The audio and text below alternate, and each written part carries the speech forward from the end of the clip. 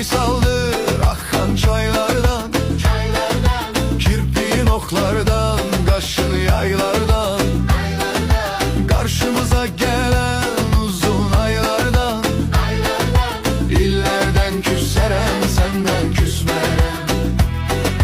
Oh, senden küsmerem. Yeah, yeah, senden küsmerem.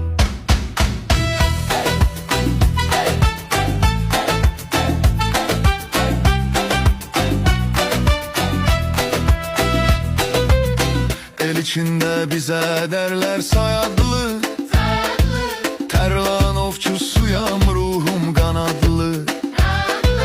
İlham perisinin açtığı dadlı, dillerden küserem senden küsmerem. Oh, senden küsmerem.